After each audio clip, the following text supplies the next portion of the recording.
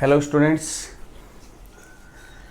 General organic chemistry अपनी जो शुरू हो चुकी है उसमें आज लेक्चर नंबर 2 आपके लिए लेकर आया हूँ मैं। ये एक बहुत ही इम्पोर्टेंट पोर्शन होगा जनरल ऑर्गेनिक केमिस्ट्री वाला। 11th 12th नीट जेई सब प्रकार के स्टूडेंट के लिए, मैं तो इवन यहाँ तक कहता हूँ नीट जीआरएफ तक के लिए मैं यहाँ पर कवर करूँगा।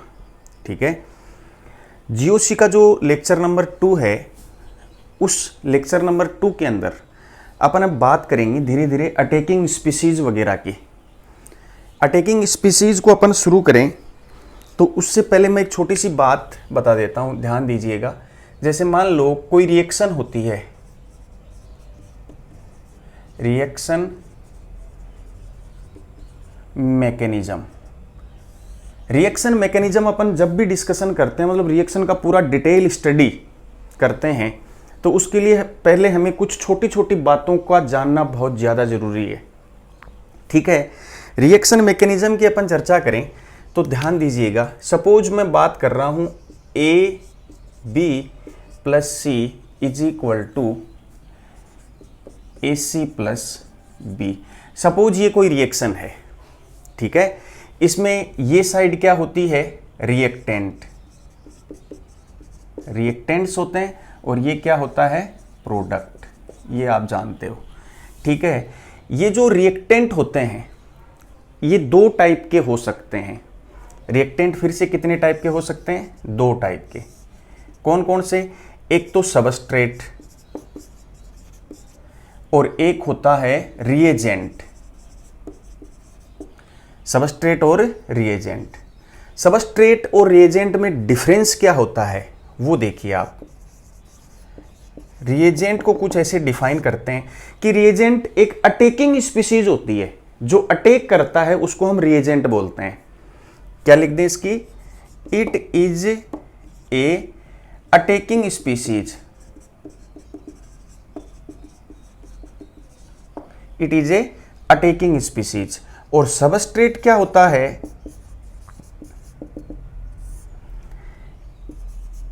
It is the site at which reagent attacked। ये वो साइट होती है जहां पर रिएजेंट अटैक करता है। तो इसका मतलब ये हो गया कि सबस्ट्रेट के ऊपर अटैक होता है और रिएजेंट अटैक करता है। क्लियर है बात, कोई दिक्कत नहीं यहां तक। रिएजेंट का मतलब अटैकिंग स्पीसीज। अब एक चीज और ध्यान दीजिएगा यहां पर। सपोज दैट मान लो एक रिएक्शन ऐसे है कि उसमें एक ऑर्गेनिक स्पीसीज है प्लस उसके साथ दूसरी इनऑर्गेनिक स्पीसीज है, और इन दोनों से मिलकर के एक प्रोडक्ट बन रहा है। ठीक है, तो ऐसे केस में इनऑर्गेनिक स्पीसीज रिएजेंट होती है और ये क्या हो जाता है, सबस्ट्रेट। ऑर्गेनिक सबस्ट्रेट का रोल करता है और इनऑर्गेनिक स्पीसीज जो है वो रिएजेंट का रोल करती है, मतलब अटैक करता है इनऑर्गेनिक स्पीसीज वाला। सेकंड केस ये हो सकता है कि suppose that organic species plus दूसरी भी ऑर्गेनिक स्पीसीज ही हो, इज इक्वल टू प्रोडक्ट बनता हो। ठीक है, ऐसे केस में वो ऑर्गेनिक स्पीसीज अटैकिंग स्पीसीज होती है जो इलेक्ट्रॉन रिच होती है। एक्सेस ऑफ इलेक्ट्रॉन डेंसिटी या एक्सेस ऑफ चार्ज डेंसिटी कह दूं, excess of charge density suppose इसके पास है, excess of charge density. Excess of charge density जिसके पास होगी वो रिएजेंट बोला जाता है। यदि वो रिएजेंट है तो दूसरी स्पीसीज क्या हो जाएगी, फिर उसके अकॉर्डिंग सबस्ट्रेट हो जाएगी। क्लियर है, ऐसे केस में हम रिएजेंट और सबस्ट्रेट को इस प्रकार से आइडेंटिफाई कर सकते हैं। अब अपन ये जो रिएजेंट हैं इनकी लंबी कहानी है। ये जो रिएजेंट हैं इनको 2 टाइप से क्लासिफाई करते हैं अपन, इनका क्लासिफिकेशन करते हैं, classification of reagents.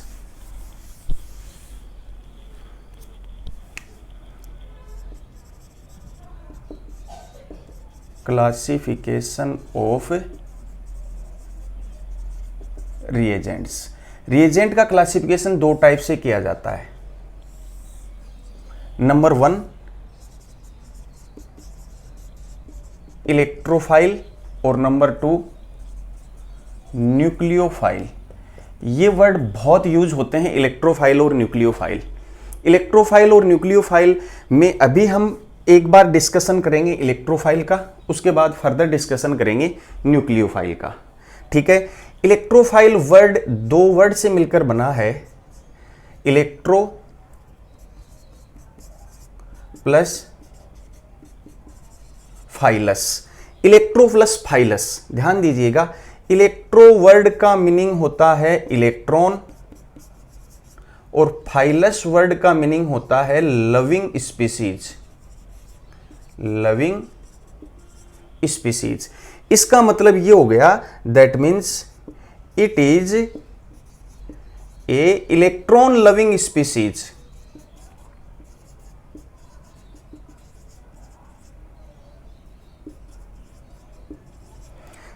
It is a electron loving species, electron को चाहने वाली स्पीसीज, जो इलेक्ट्रॉन की तरफ अट्रैक्ट हो वो स्पीसीज, वो कौन होता है? इलेक्ट्रोफाइल। जनरली हम इनको E प्लस साइन से डिनोट करेंगे, ये इनका सिंबल होगा, और न्यूक्लियोफाइल को हम Nu माइनस साइन से डिनोट करेंगे, ये इनका सिंबल होगा शॉर्ट रूप में लिखें तो।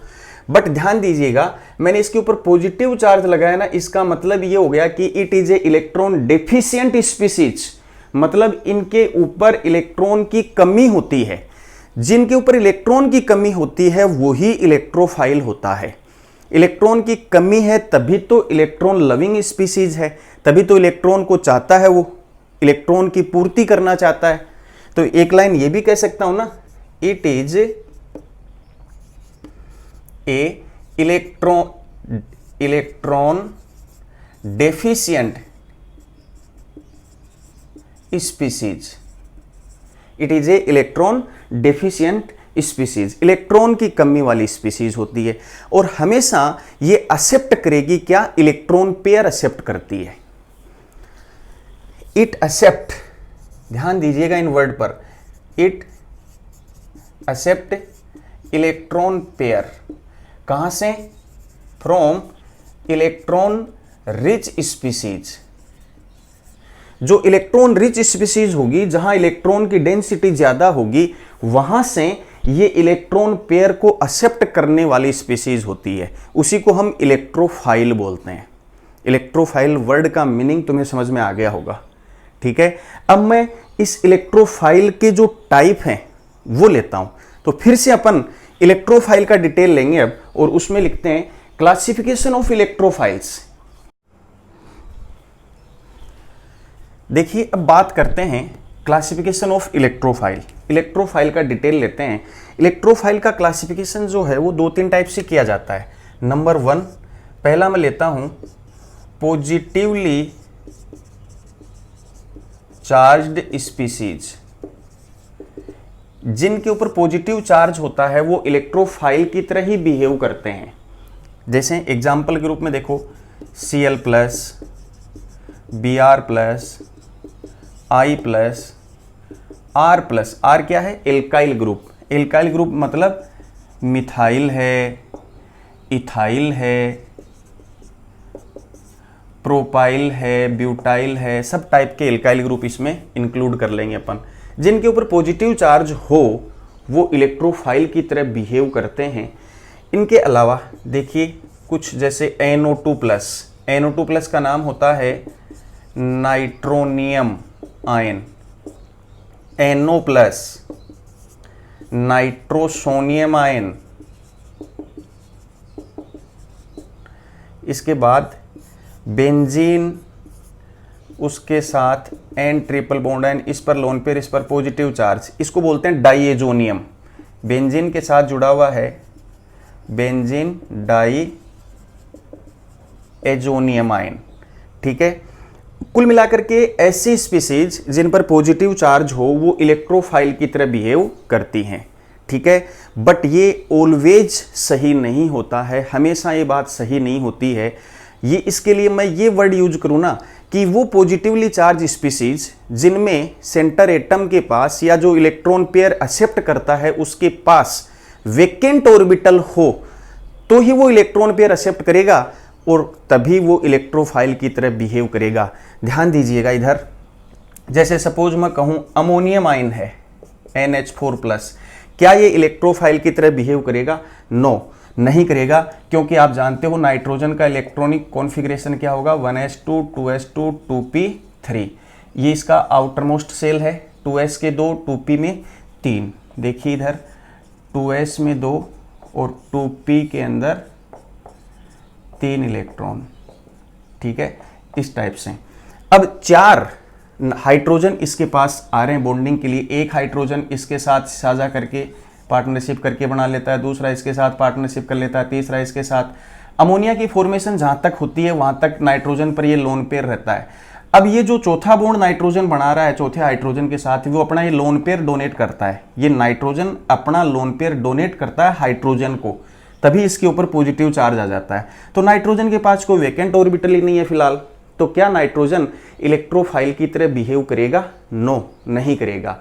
तो इसका मतलब ये हो गया हर पॉजिटिव चार्ज स्पीसीज भी इलेक्ट्रोफाइल नहीं हो सकती। इलेक्ट्रोफाइल होने के लिए उसके पास क्या होना जरूरी है? वेकेंट ऑर्बिटल होना जरूरी है। इसके अलावा देखिए, सपोज दैट मैं ये कह दूं HOHH, एक lone pair positive charge, hydronium ion H3O+ भी कह सकते हैं, इस पर पॉजिटिव चार्ज है बाकायदा, बट ये क्या नहीं है? इलेक्ट्रोफाइल नहीं है। इसमें भी ऑक्सीजन के पास वेकेंट ऑर्बिटल नहीं है। ऐसे ही ROHH, ये इस टाइप की कुछ स्पीसीज ऐसी हैं जिनमें ऑक्सीजन हो चाहे नाइट्रोजन कोई भी हो, इनके ऊपर पॉजिटिव चार्ज तुम्हें दिखेगा, बट ये इलेक्ट्रोफाइल नहीं है। These are not electrophiles because इनमें वेकेंट ऑर्बिटल नहीं है।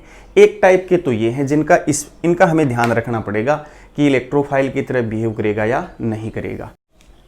अब बात करते हैं नंबर 2 टाइप, इलेक्ट्रोफाइल का दूसरा टाइप, वो हो सकता है neutral species. Positive charge species की अपन चर्चा कर चुके हैं, इसके बाद न्यूट्रल स्पीसीज भी इलेक्ट्रोफाइल की तरह बिहेव करती हैं, जिनके ऊपर अपने को पॉजिटिव चार्ज नहीं दिखेगा बट वो इलेक्ट्रोफाइल की तरह बिहेव करेंगी। कैसे? देखो ये कितने टाइप की हो सकती हैं। Number 1, species having vacant p orbitals.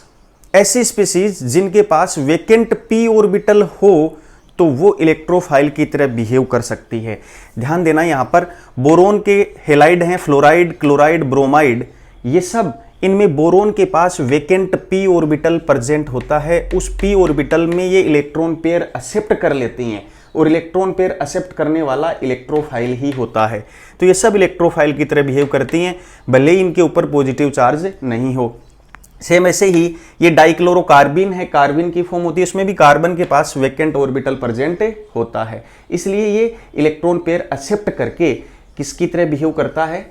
Electrophile की तरह। देखा जाए कार्बन का ऑक्टेट भी कंप्लीट नहीं है, यहाँ पर 2 तो क्लोरीन के साथ बॉन्ड है, 4 इलेक्ट्रॉन, 2 ये 6, यानी ऑक्टेट कंप्लीट करने के लिए भी अपना ये इलेक्ट्रॉन पेयर एक्सेप्ट करता है दूसरे से, और इलेक्ट्रॉन पेयर एक्सेप्ट करने वाला इलेक्ट्रोफाइल ही होता है।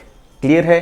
पहली क्लियर होगी। दूसरी, species having vacant d orbital. ठीक इनकी तरह यदि वेकेंट d ऑर्बिटल होता हो तो भी वो इलेक्ट्रॉन पेयर एक्सेप्ट करने की नेचर रखेगी और इलेक्ट्रोफाइल की तरह बिहेव करेगी। स्पेशली डी ब्लॉक के एलिमेंट्स जो होते हैं वो इस टाइप का बिहेव करते हैं, जैसे FeCl2, FeCl3 एटसेट्रा, और भी बहुत हो सकते हैं। इनमें जैसे आयरन है, इनके पास वेकेंट d ऑर्बिटल होने की वजह से ये इलेक्ट्रोफाइल की तरह बिहेव करेगा। ध्यान रखना इनको। नंबर 3 है species having low lying sigma star molecular orbitals. MOT की बात आ गई, मोलिकुलर ऑर्बिटल थ्योरी। देखो, एक बॉन्डिंग का होता है, एक एंटी बॉन्डिंग का होता है। ये एंटी बॉन्डिंग वाले की बात कर रहा है। एंटी बॉन्डिंग वाला जो वेकेंट ऑर्बिटल है वो लो लाइंग में प्रेजेंट यदि होता है तो उस समय भी वो इलेक्ट्रोफाइल की तरह बिहेव करता है। कैसे? देखो Br2Cl2 I2, ये ICl BrCl ये इंटर हेलोजन कंपाउंड हैं, और CH3Cl टाइप के, इस टाइप के जितने भी कंपाउंड हैं इनमें सब में low lying sigma star molecular vacant orbital पाया जाता है, इसलिए ये इलेक्ट्रोफाइल की तरह बिहेव करते हैं। इसको मैंने एक्सप्लेन किया है डिटेल से कि कैसे करते हैं ये। इधर ध्यान देना, सपोज दैट ये कोई एल्कीन है, कार्बन कार्बन डबल बॉन्ड है, ये 2 वैकेंसी इसकी खाली है। ध्यान देना इधर ये Br2 इसके पास आ रहा है, तो ये Br का ये जो है ना, ये है वो vacant sigma star molecular orbital है। ठीक है, एल्कीन अपने पाई बॉन्ड के इलेक्ट्रॉन इसको डोनेट कर रहा है, तो Br2 क्या हो गया, इलेक्ट्रॉन पेयर एक्सेप्ट करने वाला इलेक्ट्रोफाइल हो गया, और ये किसकी तरह बिहेव कर रहा है, एल्कीन न्यूक्लियोफाइल की तरह बिहेव कर रहा है। बात समझ में आई? ये जो सिग्मा बॉन्ड बना है ये तो बॉन्डिंग से बना है, इसके अपोजिट इसका एंटी बॉन्डिंग भी होगा, वो एंटी बॉन्डिंग इसमें खाली है, इसमें ये लोन पेयर एक्सेप्ट कर रहा है, इसलिए इलेक्ट्रोफाइल की तरह बिहेव कर रहा है। आगे क्या होता है देखो, इसकी मैकेनिज्म कुछ इस टाइप से होती है। पाई बॉन्ड वीक, ये ट्रांजिशन स्टेट है, इसकी बीच की अवस्था, मध्यवर्ती संक्रमण अवस्था जिसको कहते हैं। देखो ये पाई बॉन्ड वीक होने लग गया, ब्रोमीन के साथ नया बॉन्ड जनरेट होने लग जाता है, जितना ये जनरेट होता है उतना इधर से वीक होने लग जाता है।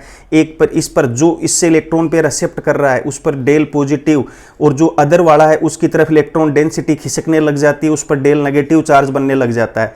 थोड़ी देर बाद ये एक प्रकार से हाइपोथेटिकल स्पीसीज मानते हैं अपन, ऐसा होता होगा। ठीक है, ये Br कंप्लीटली यहां से हट जाएगा, और ये जो Br है इस पर कंप्लीट पॉजिटिव चार्ज आकर के दोनों कार्बन के साथ जुड़ जाएगा इस प्रकार से, और Br माइनस हट जाएगा। इसको बोलते हैं cyclic bromonium ion, bromonium ion. तो कुल मिलाकर के बात यह है कि यहां मेरा एक्सप्लेन करने का मतलब यह था कि Br2 जो है वो इलेक्ट्रोफाइल की तरह बिहेव कैसे करता है। ठीक है, इसके बाद जैसे ये है CH3Cl, ऑर्गेनिक में अपन इस टाइप की कई बार देखेंगे रिएक्शंस। ये देखो CH3, ये कार्बन, ये तीनों हाइड्रोजन, ये L का मतलब यहां कोई लिविंग ग्रुप है, ये लिविंग ग्रुप, लिविंग ग्रुप का मतलब छोड़ के जाने वाला ग्रुप है, यहां से हटेगा ही। तो इस कार्बन का ये लिविंग ग्रुप के साथ सिग्मा बॉन्ड, और इसका एंटी बॉन्डिंग में ये वाला वो है कौन सा, sigma star vacant molecular orbital. ठीक है, MO। इसमें ये कोई न्यूक्लियोफाइल अटैक करके अपना इलेक्ट्रॉन पेयर इस वेकेंट ऑर्बिटल में डोनेट कर देगा। इस वेकेंट ऑर्बिटल में डोनेट करेगा तो एक जैसे यहाँ बनी थी वैसे यहाँ एक ट्रांजिशन स्टेट बनती है, जिसमें कार्बन के साथ न्यूक्लियोफाइल का बॉन्ड धीरे धीरे बनना शुरू होता है। जितना ये बनता है उतना इधर से लिविंग ग्रुप का वीक होना शुरू हो जाता है। ये तो फिशर प्रोजेक्शन फॉर्मूला आप जानते होंगे। ये जो वेज है ये देखने वाले की ओर है वैलेंसी, ये जो डैश है ये देखने वाले से दूर मानी जाती है, और ये जो प्लेन है, ये जो सिंपल लाइन है, ये प्लेन ऑफ पेपर पर मानी जाती है, सिंपल प्लेन पर। ये दोनों प्लेन में है, ये वाला H ऐसे है अपनी ओर है, और ये डैश वाला जो है ये नीचे की ओर है। ठीक है, 3D स्ट्रक्चर लिखिए यहाँ पर। इस प्रकार की ट्रांजिशन स्टेट बन जाती है। थोड़ी देर बाद ये एक हाइपोथेटिकल स्पीसीज है, जैसे मैंने आपको बताया काल्पनिक अवस्था मानी जाती है इस टाइप की। न्यूक्लियोफाइल कंप्लीटली कार्बन के साथ जुड़ चुका होगा, और ये लिविंग ग्रुप L- के रूप में यहाँ से हट चुका होगा। तो इस प्रकार की जो स्पीसीज होती हैं जिनमें low lying sigma star molecular orbital present होता है, वो भी इलेक्ट्रॉन पेयर को एक्सेप्ट करके इलेक्ट्रोफाइल की तरह ही बिहेव करती हैं। That's very important. तो आइए अब देखते हैं इलेक्ट्रोफाइल में जो न्यूट्रल स्पीसीज की अपन बात कर रहे थे उनमें फोर्थ टाइप का पाई बॉन्डेड मॉलिक्यूल्स। पाई बॉन्डेड मॉलिक्यूल में एक चीज ध्यान रखनी है, जिन भी दो एटम के बीच में पाई बॉन्ड प्रेजेंट होगा उसमें से जो मोर इलेक्ट्रोनेगेटिव एलिमेंट होगा, जिसकी इलेक्ट्रोनेगेटिविटी विद्युत ऋणता ज्यादा होगी, उस पर पाई बॉन्ड के इलेक्ट्रॉन जाएंगे टूट करके। तो जो दूसरा एटम जो होगा जिससे इलेक्ट्रॉन चले जाएंगे तो वो इलेक्ट्रॉन डेफिशिएंट हो जाएगा और वो इलेक्ट्रोफाइल की तरह बिहेव करेगा। उस पर मतलब न्यूक्लियोफाइल अटैक करेगा, वो लोन पेयर एक्सेप्ट करेगा, या मैं कहूं इलेक्ट्रॉन पेयर एक्सेप्ट करेगा, तो वो इलेक्ट्रोफाइल बन जाएगा। न्यूट्रल स्पीसीज हैं सब की सब।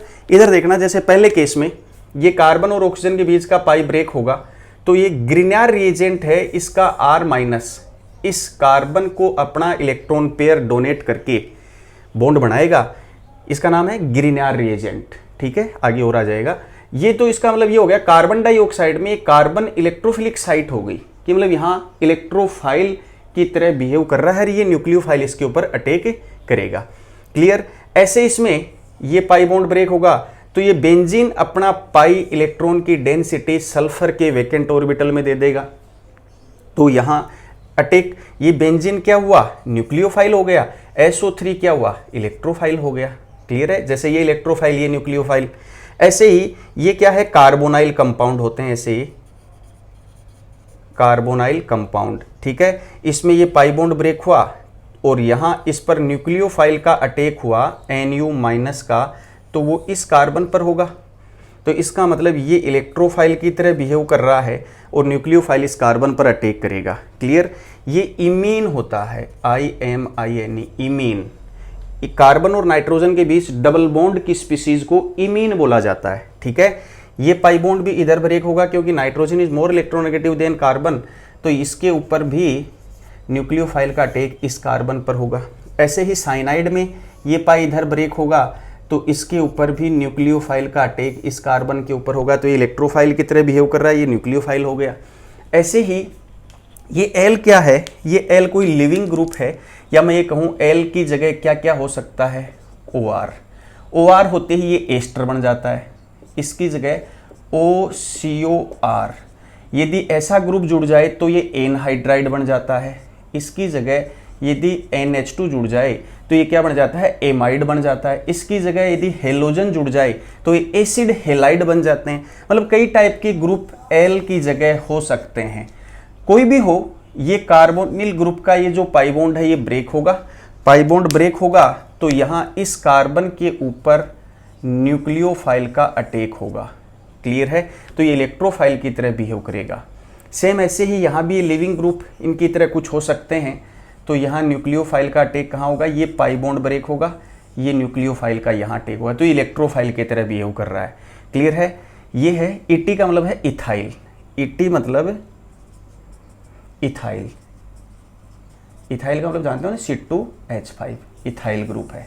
ठीक है, यहाँ भी कार्बन ऑक्सीजन बॉन्ड ब्रेक और न्यूक्लियोफाइल का अटैक इस कार्बन के ऊपर होगा, तो ये इलेक्ट्रोफाइल की तरह बिहेव कर रहा है। डाईइथाइल कार्बोनेट है ये, CO3 क्या होता है, carbonate, 2 ethyl group, diethyl carbonate. ऐसे ही इसमें ये पाई ब्रेक हुआ, न्यूक्लियोफाइल का अटैक इस कार्बन के ऊपर। ठीक है, ये साइक्लिक एस्टर है, साइक्लिक एस्टर को लेक्टोन भी बोला जाता है। ये कुछ चीज़ें मैं जनरल बातें साथ साथ बता रहा हूँ, इनको भी ध्यान रखना, बहुत इंपॉर्टेंट चीज़ें हैं ये। इसके बाद ये साइक्लिक कार्बोनेट है, ये CO3 हो गया ना, ये C, ये O3, C साइक्लिक कार्बोनेट हो गया। इसमें भी ये पाई ब्रेक, न्यूक्लियोफाइल का अटैक इस कार्बन के ऊपर होगा, यहाँ वाले इस कार्बन के ऊपर, तो ये इलेक्ट्रोफाइल की तरह बिहेव करेगा। सेम ऐसे ही इसमें देख लो, ये पाई बॉन्ड ब्रेक, न्यूक्लियोफाइल नीचे वाले पर भी हो सकता है, सेम ऐसे ही ये न्यूक्लियोफाइल की तरह बिहेव करेगा। अब इस टाइप की स्पीसीज हो, पाई बॉन्डेड है ये, यहाँ इलेक्ट्रॉन विड्रॉइंग ग्रुप जुड़ा हुआ हो, इलेक्ट्रॉन को खींचने वाला ग्रुप। इलेक्ट्रॉन विड्रॉइंग ग्रुप का मतलब जैसे देखो CHO हो सकता है, C डबल बॉन्ड O, इस टाइप का ग्रुप हो सकता है, R, C डबल O के साथ यहाँ OR हो सकता है, यहाँ साइनाइड हो सकता है। ये सब इलेक्ट्रॉन विड्रॉइंग ग्रुप होते हैं, इलेक्ट्रॉन को अपनी ओर अट्रैक्ट करने वाले ग्रुप होते हैं। यदि ऐसे ग्रुप यहाँ जुड़े हुए होंगे तो डेफिनेटली ये पाई बॉन्ड इधर ब्रेक होगा, और पाई बॉन्ड इधर ब्रेक होगा तो न्यूक्लियोफाइल का अटैक इस कार्बन पर होगा, तो मतलब ये स्पीसीज इलेक्ट्रोफाइल की तरह बिहेव करेगी। ठीक है, इस कार्बन पर न्यूक्लियोफाइल का अटैक होगा। इसमें आ जाओ, इस प्रकार के केस में क्या होता है, ध्यान दीजिएगा, यहाँ थोड़ा सा सोचने की बात है। ये पाई बॉन्ड और ये पाई बॉन्ड कंजुगेटेड पोजीशन में है। ठीक है, कंजुगेटेड पोजीशन में होगा तो पाई इलेक्ट्रॉन का ट्रांसफर कुछ इस टाइप से होगा। पहले ये पाई बॉन्ड इस प्रकार से ट्रांसफर होंगे, जो ये पाई बॉन्ड टूटेगा तो न्यूक्लियोफाइल जो है वो इस कार्बन पर अटैक नहीं करता है, क्योंकि इधर से ये पाई बॉन्ड की इलेक्ट्रॉन डेंसिटी रेजोनेंस के द्वारा इधर शिफ्ट कर दी जाती है। तो अब फाइनली इस कार्बन के ऊपर इलेक्ट्रॉन डेंसिटी कम होगी तो न्यूक्लियोफाइल का अटैक इस कार्बन के ऊपर होगा। Is it clear? बहुत ध्यान रखना है इसमें। सेम ये भी ऐसे ही है, ये ऐसे होगा, ये रेजोनेंस, और इस कार्बन के ऊपर न्यूक्लियोफाइल का अटैक होगा। क्लियर हुआ? अब ये तो हुए पाई बॉन्डेड मॉलिक्यूल्स। इसके अलावा बाहर नहीं जाना, जहां तक मैं समझता हूं इनफ है। If element in their atomic state, 5th number आ रहा है न्यूट्रल स्पीसीज के अंदर, यदि एलिमेंट एटॉमिक स्टेट में प्रेजेंट हो तो क्या है, देखो इधर ये O2 मॉलिक्यूल है, ऑक्सीजन, ये एटॉमिक स्टेट, ठीक है। क्या होता है देखो, ये अपना लोन पेयर इसको डोनेट करता है, तो इलेक्ट्रॉन पेयर देने वाला क्या हो गया, न्यूक्लियोफाइल, और लेने वाला क्या हो गया, इलेक्ट्रोफाइल। तो एटॉमिक स्टेट में भी एटम जो है वो इलेक्ट्रोफाइल की तरह बिहेव करते हैं, और ये ओजोन का मॉलिक्यूल बन जाता है। क्या बन जाता है, ओजोन। इस टाइप से भी इलेक्ट्रोफाइल की पहचान की जा सकती है। इलेक्ट्रोफाइल क्या होते हैं, कितने टाइप के होते हैं, मोर देन सफिशिएंट है ये।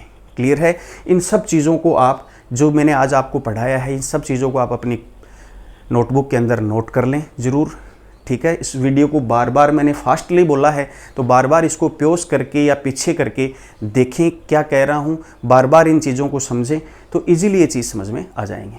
Thanks for watching.